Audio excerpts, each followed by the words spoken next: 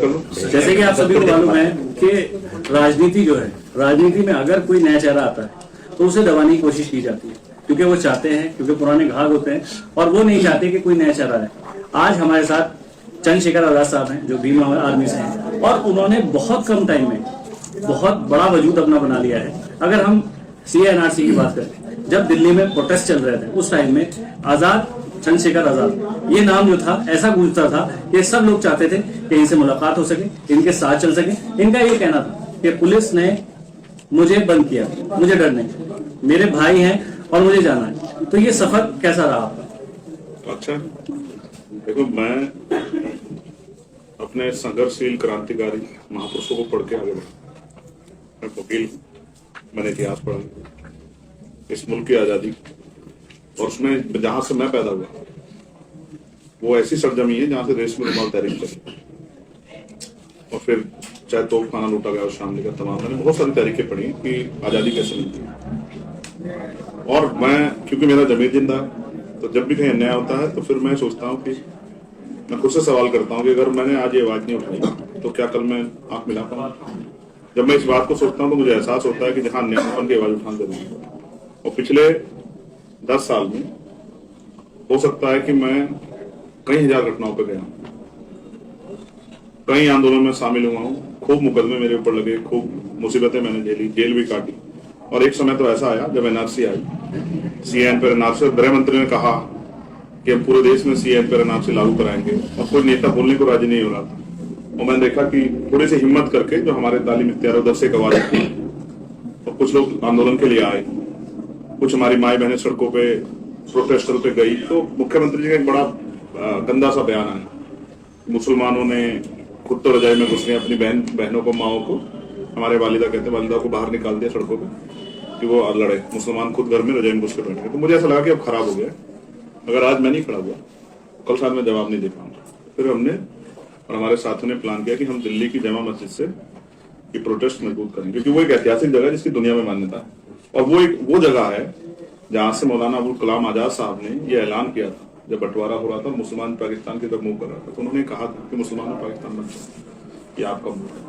और जो तकलीफ उनको थी उस बात को आगे बढ़ाने का काम डॉक्टर बाबा साहब अम्बेडकर ने संविधान में सब लोगों के लिए किया।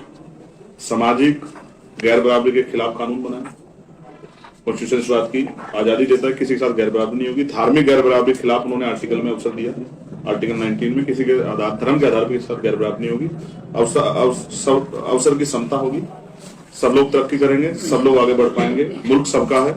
जो इस मुल्क में जब ये आंदोलन चला तो सबसे बड़ी समस्या है कि कागज और ये सब चीजें, तो एक सबसे बड़ा जवाब उसका ये था कि भारत का संविधान का आर्टिकल 5 कहता है जिसमें नागरिकता का प्रोविजन है कि जो संविधान के लागू होने से पहले देश में था वो देश का नागरिक है, उससे कोई सवाल नहीं कर सकता, ये उसका प्रमाण है। तो हमारा संविधान हमें ताकत देता है। तो तमाम जो लोग भारत में रह गए उन लोगों को ये विश्वास है कि संविधान के जरिए हम लोग तरक्की करेंगे। और संविधान बहुत बड़े पैमाने पर लोगों तक पहुंचा। जो लोग संविधान के बारे में नहीं जानते उन्होंने पढ़ा कि मुल्क का आइन कितना मजबूत है और भारत का संविधान दुनिया का सबसे मजबूत संविधान है। उस संविधान के जरिए हमने घर घर तक संविधान पहुंचाया। और हमने एक वादा किया था जब मैं गिरफ्तार हुआ दिल्ली में जामा मस्जिद से, क्योंकि पुलिस ने कहा कि हम ऊपर चढ़ रहे हैं सीढ़ियों पे, और मैंने ये महसूस किया कि उसकी मर्यादा के साथ खिलवाड़ हुआ। तो मैंने कहा कि मैं नीचे आ जाऊंगा, लेकिन मेरी एक शर्त है कि जो निर्दोष लोग आपने पकड़े हैं आप उनको छोड़। और ऐसा हुआ। इसमें कुछ अभी भी ऐसे लोग हैं जैसे जब से प्रोटेस्ट स्टार्ट हुआ था उसके बाद जो लोग आपके साथ स्टार्टिंग में रहे और आपको देख के उन्हें हौसला आया था, उनमें से बहुत सारे लोग आज भी जेलों में बंद हैं, तो उनको लेके भी कुछ हो रहा है। 40-42 लोग उस दिन छोड़े गए जी। बहुत सारे ऐसे लोग हैं जो बंद हैं और उनके मुकदमे कोर्ट में चल रहे हैं। लेकिन मैं समझता हूँ यहाँ की न्यायपालिका भी कहीं ना कहीं दबाव में है और ऐसा हमने कई मामलों में देखा, चाहे जामा मस्जिद का मामला हो, चाहे और कोई कई मामले जिसमें कहीं ना कहीं सुप्रीम कोर्ट के ऑर्डर पे भी सवाल खड़ा। और मैं आपको ये भी बता दूं, हम इस देश के नागरिक हैं, हम हर फैसले पे सवाल खड़ा कर सकते हैं क्योंकि हम टैक्स देते हैं। और विरोध करना, आलोचना करना, स्वीकार करना, ये संविधान हमें ताकत देता है। तो बहुत सारे ऐसे लोग हैं जेल में और उनके परिवारों से हम लोग टच में हैं। जैसे कुछ युवा है, जैसे आप लोग आपको देख के वो भी चाहते हैं कि वो राजनीति में, वो भी चाहते हैं कि वो अपनी आवाज उठाएं, और उनको क्या होता है कि वो आपके पीछे चलना शुरू कर दें या औरों के पीछे चलना शुरू कर दें। बीच में क्या होता है कि उन्हें उनका हौसला टूट जाता है या किसी वजह से जैसे जेल वाली बात आ जाती है, जैसा आपने भी कहा कि मैं भी जेल काट के आया हूँ, और कुछ परिवार चाहते हैं कि मेरे बच्चा जेल ना जाए या कुछ उसके साथ ऐसा हादसा ना हो जाए, तो ऐसे में बीच में उनका हौसला टूटता है, तो उनके लिए क्या कहना चाहिए? देखो, राजनीति सबसे बड़ी बात जो है ना, अब राजनीति कई तरह की होगी। कुछ लोगों के लिए राजनीति व्यापार है, कुछ पैसे खर्च करो, लोगों के बीच में जाओ, मीठी मीठी बातें करो, जीतो, फिर पैसा कमाओ। कुछ लोगों के लिए राजनीति ये है। कुछ लोगों के लिए राजनीति अपने 2 नंबर के धंधे कर जो कर रहे हैं उनको उनके सुरक्षा का काम है कि वे वो कुछ बन जाएं और उनके 2 नंबर के धंधे सुरक्षित हो जाए। कुछ लोगों के लिए राजनीति सेवा भाव है, और हमारे लिए राजनीति डॉक्टर बाबा साहब अम्बेडकर ने कहा पॉलिटिक्स द मास्टर की, राजनीतिक सत्ता वो चाबी जो आपकी सारी परेशानियों को हल कर सकती है। जब ये मुल्क आजाद हुआ उससे पहले जिन वंचित वर्गों का अधिकार नहीं, उनको अधिकार दिलाने का काम संविधान ने किया। वो संविधान में जो अधिकार है उनको लागू कराने की जो ताकत है वो सरकारों के पास है। कानून सदन में बनते हैं, लागू कराने की हिम्मत सरकार पे होती है, बाकी जो तंत्र है वो सरकार के अधीन होता है। जैसे आप कह रहे हैं कि नौजवान राजनीति करना चाहते हैं, तो डॉक्टर बाबा साहब अम्बेडकर ने कहा कि राजनीति में हिस्सेदारी न करने का सबसे बड़ा दंड ये होगा कि योग्य लोग आपके ऊपर शासन करें। पढ़े लिखे लोग राजनीति से दूरी बना के बैठे और फिर वो रोज ये कहते हैं कि यार हमारे साथ सरकारी समस्या करेगी। सरकार तो करेगी ना, जब आपकी विचारधारा की विरोधी सरकार है तो वो आपके खिलाफ काम करेगी, ऐसे कानून बनाएंगे, ऐसे डिस्टर्बेंस पैदा करेगी कि आपकी तरक्की रुक जाए। तो जब आप राजनीति नहीं कर रहे हो तो फिर जो लोग राजनीति कर रहे हैं वो उसका सामना करेंगे। पढ़े लिखे लोग राजनीति नहीं कर रहे हैं, वो अपने रोजगार के चक्कर में पड़े, लेकिन हर चीज राजनीति से इन्फ्लुएंस है। अगर आप सही काम भी कर रहे हैं, आपका एक छापा पड़ जाए तो आपको लगेगा कि पता नहीं क्या हो गया, झूठे कागज बनेंगे, झूठे मुकदमे में सब खराब हो जाएगा। तो राजनीति धैर्य का काम है। जैसे किसान अपने पेड़ में अपनी फसल में कितना ही पानी क्यों ना दे दे, लेकिन फल कब लगेंगे? जब समय आ जाएगा। धैर्य लोगों में है नहीं।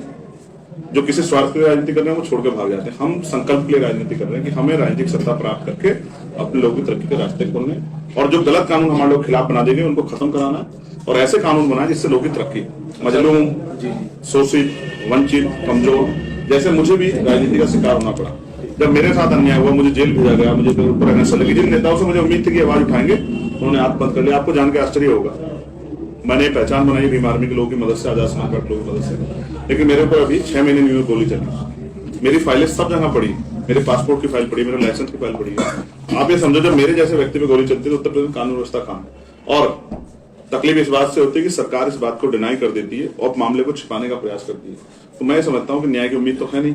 तो मुझे और सब लोगों को समझना चाहिए कि जब तक ये नालायक सरकार है जो इस देश को दोबारा गुलामी की तरफ ले जाए, जब तक ये नहीं हटेंगे तब तक उनकी तरक्की के रास्ते नहीं खुलेंगे। बिजली का बिल, पानी का बिल, अच्छी पढ़ाई, अच्छा इलाज, जमीनों की जो नोटरी है इसमें जो लगते हैं स्टाफ लगते हैं, ये सब क्या, इसकी क्या वैल्यू होगी? ये तो सरकार तय करती है ना। फीस क्या होगी, टैक्स क्या होगा, पेट्रोल डीजल के दाम क्या होंगे, ये सब आपकी जिंदगी मायने रखता है? महंगाई, बेरोजगारी, ये सब कौन तय करता है? सरकार तय करती है। इसलिए हमारे लोग राजनीति को नहीं समझते। मैं राजनीति को समझ गया, इसलिए मैं निकला हूँ कि लोग जागरूक हों, अपनी राजनीतिक ताकत बनाएं और काम करने वाले लोगों को मौका मिले और लोग आगे बढ़ के जनता की सेवा करें और जनता के हक अधिकार सुरक्षित करें, लोग आगे बढ़े, तरक्की करें। अच्छा, जैसे इंडिया गठबंधन हो गया, यस, उसमें आप भी शामिल हैं। आप अगर बात करें तो माननीय जो विधायक हैं उनका कहना है कि मैं भी चाहता हूं कि नगीना सीट से मेरी वाइफ या मैं लड़ूं। अब ऐसे में इंडिया गठबंधन में वो भी हैं, सब समाजवादी सब लोग हैं, तो ऐसे में अगर आपको टिकट नहीं होती, किसी और को टिकट हो जाती है नगीना सीट से, तो उसके बाद भी आप इलेक्शन लड़ेंगे? देखो, मैं पहली बात तो आपको स्पष्ट कर दूं कि अगर बात चुनाव की है तो आजाद समाज पार्टी यहाँ चुनाव लड़ेगी। ये फैसला आजाद समाज पार्टी का, और वोट यहाँ जनता को देनी है, ना तो गठबंधन को देनी है, ना गठबंधन के नेताओं को देनी है। यहाँ की आवाम फैसला करेगी। नगीना पार्लियामेंट में ये 4थी बार इलेक्शन होने जा रहा है। अब एक बहुत जागरूक पत्रकार है, पहला एमपी कौन सी पार्टी का बना? इंडिया समाजवादी पार्टी का। क्या नाम था? यशवंत। क्या काम किया? कुछ नहीं। आप खुद कह रहे हैं, मैं नहीं कह रहा। जी, कुछ नहीं। दूसरा एमपी कौन बने? यशवंत सिंह। क्या? कुछ नहीं। तीसरा एमपी कौन बने? समाजवादी बीएसपी अलायंस के, आरएलडी अलायंस के, गठबंधन के। लोगों ने क्या सोच के वोट किया था? ये आदमी हमारी आवाज उठाएगा, ये हमारी लड़ाई लड़ेगा, ये हमारे लिए अवसर पैदा करेगा, ये सदन में भी हमारी एक इश्यू उठाएगा, तो आप वोट क्यों देते हैं? अच्छा, इसमें जैसे अगर मैं इसको ऐड कर दूं, तो आप वोट क्यों देते हो? अभी तो मैं समझता हूँ ना, हालात ये है कि हम वोट देते हैं सोच के कि हमें इस पार्टी को हराना है, इस पार्टी को जिताना, मगर कभी हम ये नहीं सोचते कि हम अपने लिए कोई ऐसी आवाज तैयार करने जो आवाज हमारे हक अधिकार की लड़ाई सड़क पर भी लड़ सके और सदन में उठा। नगीना आजाद समाज पार्टी लड़ रही है, पार्टी ने मुझे आदेश दिया चंद्रशेखर आजाद लड़ेंगे, इससे कोई फर्क नहीं पड़ता कि बाकी कोई अपना प्रत्याशी लड़ाना चाहता है, और मैं किसी को ना नहीं करूँ। अगर वो चाहते हैं, आप मुझे बताओ मेरे मुकाबले पे कौन ऐसा प्रत्याशी है जो भाजपा को हरा सकता है? नहीं, इसमें एक सवाल ये वाली बात पहले मैं जो आपसे पूछा उसको कंफर्म करो। नहीं, इसी में मैं जवाब मुझसे ज्यादा मजबूत पहचान का कोई प्रत्याशी यहाँ है? अभी तक तो फिलहाल नहीं हुआ। ठीक, तो अगर वो चाहते हैं भाजपा हारे तो उन्हें मेरी मदद करनी चाहिए जी। या वो भाजपा को अवसर देना चाहते हैं। और देखो फिर मैं कह रहा हूँ, अभी तो पार्टी ने एक ही सीट पर तय किया कि हम यहाँ लड़ेंगे, अभी 79 सीट बाकी है। हमें भी तय करना है कौन हमें इस लड़ाई में हमारी मदद कर रहा है भाजपा को रोकने के लिए, और कौन सिर्फ ये सोच रहा है कि चंद्रशेखर आजाद रुके। इसमें मेरा सवाल यही है ना कि देखिए, जनता जो है जो आपके द्वारा जनता तक पहचान पहुंचाना चाह रहा हूँ, मेरा सवाल ये है कि जनता देखती है एक 6-7 कैंडिडेट खड़े हो जाते हैं, उसके बाद जनता कंफ्यूज हो जाती है कि उसकी नजर में कौन कैंडिडेट बढ़िया है। ठीक है। उसके कुछ लोग ऐसे होते हैं कि जो पहले से किसी पार्टी को सपोर्ट करते आ रहे होते हैं, कोई कुछ लोग होते हैं किसी चेहरे पे वोट करते आ रहे हैं, ऐसे में वोट बढ़ जाता है।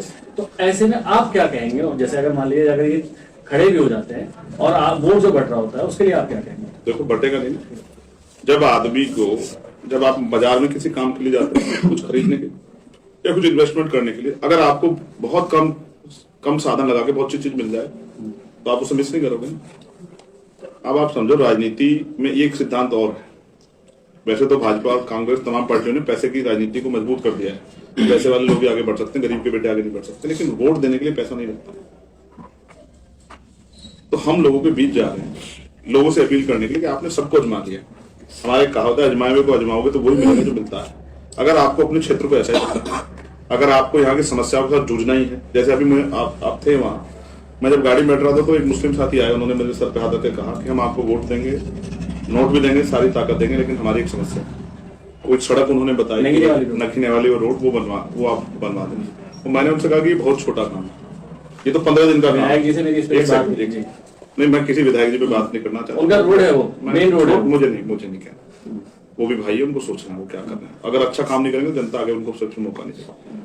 तो मैंने कहा ये बहुत छोटा काम है, ठीक, कोई बड़ा काम बताओ जो मेरे मन में सपने कि यहाँ का जो व्यक्ति प्लान करके रोजगार करने के लिए जाता है दूसरे स्टेट में, वो कैसे बने। यहाँ जो बाढ़ की समस्या होती है बिजनौर वासियों के लिए, वो कैसे खत्म हो। यहाँ जो रोजगार के नाम पे छलावा हो रहा है वो कैसे बंद हो। यहाँ जुन जाति लोगों को डराने धमकाने के लिए बुलडोजर पड़ता, तमाम तरह से दुकान बंद करो, ये कैसे खत्म हो। यहाँ जो थाने में, कचहरियों में तमाम तरह की दलालियां हो रही है और गरीब के बच्चों को पकड़ कर ले जाकर उसकी जेब काटने का काम होता है, ये कैसे बंद। इस क्षेत्र में अच्छे स्कूल कैसे खुले, अच्छे कॉलेज कैसे खुले, अच्छे अस्पताल कैसे बने, उनके रोजगार का उनको जो स्वास्थ्य सेवाएं कैसे हैं, ये कैसे हल। और मेरे पास बहुत सपने हैं इंडस्ट्रियल एरिया रख के यहाँ के बच्चों को, यहाँ के भाइयों को, बहनों को रोजगार मिले। जब पैसा आपकी जेब में आएगा तब आप अपने सपने पूरे कर पाओगे। आज तो हालात जो है, आप देश में जाओ ना, आपको बिजनौर का आदमी मिलेगा ना। मैं तो जाता हूँ ना, कर्नाटक जाओ, हैदराबाद में भी गया ना, हैदराबाद में बिजनौर के लोग मिले, सब जगह मिलता है। बिजनौर की खासियत है। तो आप कह रहे हैं कि अगर आप आएंगे तो रोजगार देंगे, यूपी में रोजगार देने की कोशिश करेंगे, क्योंकि अगर देखा जाए एक टाइम में बवाल हुआ था बॉम्बे में कि बाहर के लोग, भैया लोग जो है बाहर गए। अच्छा, क्यों गए वो लोग यहाँ से बताओ। अगर यहाँ की वाली बात है ना, यहाँ की सरकार ने, हाँ, अगर फैक्ट्री जैसे यहाँ पे देखा जाए तो बहुत सारी फैक्ट्री बंद हो गई, बहुत सारी चीजें, बहुत सारे मिल बंद होंगे जी। तो ऐसी क्या प्लानिंग है आपके आने वाले टाइम? मैं कहा आज सब बता दूंगा तो मेरी कॉपी करने लगेगी। मतलब एक तो बताइए, लंबा हो जाएगा। लास्ट सवाल मैं आपको फिर सीरियसली कहता हूँ, मैं नौजवान हूँ, बेरोजगारी का दर्द समझता हूँ, बैकलॉग बहुत बड़े पैमाने पर खाली है, उस सारे बैकलॉग को भराने के लिए हम सरकार के नाक में दम करते हैं। हम रोज सवाल खड़ा करेंगे कि ये बैकलॉग जब 6 महीने में अगर कोई सीट रिक्त हो गई है, चाहे वो प्रधानी की हो, चाहे विधानसभा की हो, लोकसभा की हो, तो 6 महीने में चुनाव होते हैं ना। तो अगर बैकलॉग है किसी डिपार्टमेंट में, अगर नौकरी खाली है तो आप उसको क्यों नहीं भर रहे। जो भर्तियां नहीं आ रही है उन विभागों में भर्तियां आनी चाहिए, जो पेपर लीक हो रहे हैं वो बंद होने चाहिए, जिन लोगों को आप सरकारी रोजगार नहीं दे पाए उनके प्राइवेट रोजगार की व्यवस्था आपको करनी चाहिए। और बहुत सारे हम लोग प्रयास करेंगे कि यहाँ इन्वेस्टमेंट करें लोग, बड़ी बड़ी कंपनियां लगे और बच्चों को यहाँ रोजगार मिले। यहाँ का आदमी कहीं जाके अपमानित ना हो, उसको कोई भैया जी कह के ना पीटे, उसको कोई और तरह से अपमानित ना करे। और फिर सबसे ज्यादा जरूरी है महिला सुरक्षा का मामला, कि महिला सुरक्षा दिक्कत, जैसे बीजेपी के लोग जमीनें कब्जा